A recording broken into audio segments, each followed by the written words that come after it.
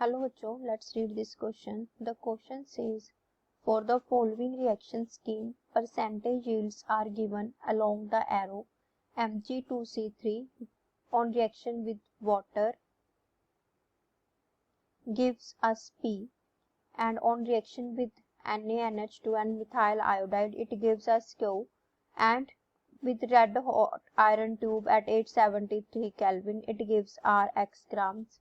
Similarly, below reaction is given X and Y of mass of R and U respectively. Use molar mass in gram per mole of H, C and O as 1, 12 and 16 respectively. The value of X is. The key concept for this question is that we have to find the yield. Yield क्या होता है? The amount of final product formed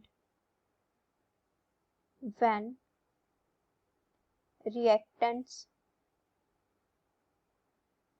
in fixed stoichiometric coefficients.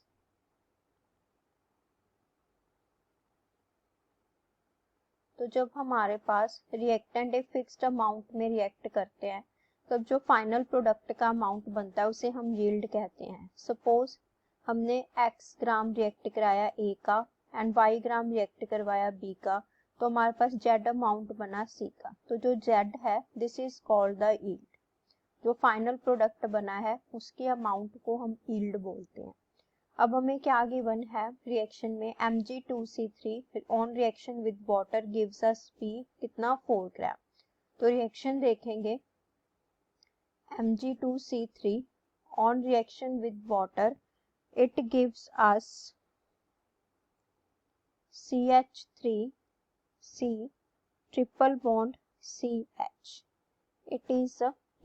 इसका अगर molecular formula देखें तो क्या बनता है C3H4 एंड C3H4 का मॉलिक्यूलर वेट निकालें तो कार्बन का 12 मल्टीप्लाई 3 प्लस हाइड्रोजन का 1 इंटू 4 तो कितना आ गया 36 प्लस 4 40 ग्राम. लेकिन हमें क्या बोला गया है जो P है हमारा वो कितना बन रहा है 4 ग्राम. तो गिवन मास क्या हो गया हमारे पास 4 ग्राम और ये 40 क्या आया है हमारे पास मॉलिक्यूलर मास आया है. तो मोल्स हम कैसे निकालते हैं? मोल्स हम निकालते हैं गिवन मास जो कि 4 है डिवाइडेड बाय हमारे पास क्या 40 इज इक्वल टू कितना आ गया हमारे पास 0.1 मोल. तो P के कितने नंबर ऑफ मोल्स रिएक्ट कर रहे हैं 0.1 मोल. अब P है वो रिएक्ट कर रहा है NH2 के साथ. तो NaNH2 में NH2 नेगेटिवली चार्ज्ड है. ये हाइड्रोजन को अब्स्ट्रैक्ट कर लेगा तो हाइड्रोजन अपना बॉन्ड कार्बन को शिफ्ट कर देगा. तब हमारे पास CH3C triple bond C negative बनेगा. उसके बाद ये मिथाइल आयोडाइड से रिएक्ट करेगा. अब iodine partial negative charge carry कर रहा है, मिथाइल पार्शियल पॉजिटिव चार्ज. तो कार्बन का अटैक किस पे होगा मिथाइल ग्रुप पे. तो हमारे पास क्या बनेगा CH3C triple bond C CH3. ये हमारे पास क्या बना Q. अब हमें क्या गिवन है रिएक्शन में कि Q है वो P का 75% बना है. तो P के कितने नंबर ऑफ मोल्स बने थे 0.1 पर मोल.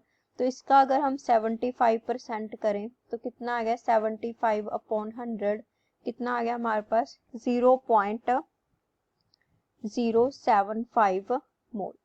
तो हमारे पास Q के कितने नंबर ऑफ मोल्स रिएक्ट कर रहे हैं 0.075 मोल्स. उसके बाद ये हमारे पास Q है वो रेड हॉट आयरन ट्यूब में से पास करवाया हमने. तो जब हम Q को रेड हॉट आयरन ट्यूब में से पास करवाएंगे तो इसके 3 मोल्स रिएक्ट करेंगे. तो इसको हम लिख लेते हैं CH3C triple bond C CH3 CH3C triple bond C CH3C triple bond C CH3. अब हमारे पास क्या होगा यहाँ पे जो यहाँ पे पॉलीमराइजेशन होगा, तो ये बॉन्ड यहाँ पे शिफ्ट हो जाएगा, यहाँ पे जो बॉन्ड है वो यहाँ पे शिफ्ट हो जाएगा और ये बॉन्ड यहाँ पे शिफ्ट हो जाएगा। तो हमारे पास क्या बनेगा, इस तरीके से बेंजीन रिंग के ऊपर क्या लगेंगे, 6 मिथाइल ग्रुप, क्योंकि अगर हम देखें तो हर एक कार्बन के साथ एक मिथाइल ग्रुप अटैच है। यहाँ पे देखो हर एक कार्बन के साथ मिथाइल ग्रुप अटैच था। जो ट्रिपल बॉन्ड था वो ब्रेक हो गया, किसमें, डबल बॉन्ड में, क्योंकि यहाँ पे कार्बन और कार्बन में बॉन्ड बन गया, यहाँ पे कार्बन और कार्बन में बॉन्ड बन गया, एंड यहाँ पे कार्बन एंड कार्बन में बॉन्ड बन गया, ये यहाँ पे आएगा। तो इस तरीके से हमारे पास यहाँ पे 3 मोल्स हैं जो वो किसके, क्यू के रिएक्ट किए हैं to form 1 mole of R.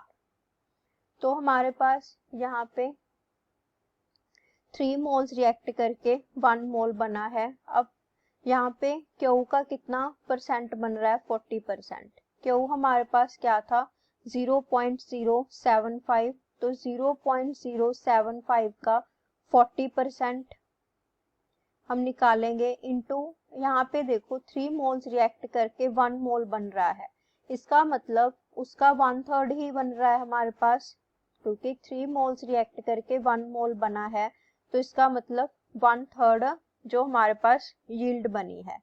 तो इसे सॉल्व करेंगे तो हमारे पास क्या आएगा, 0.01 मोल।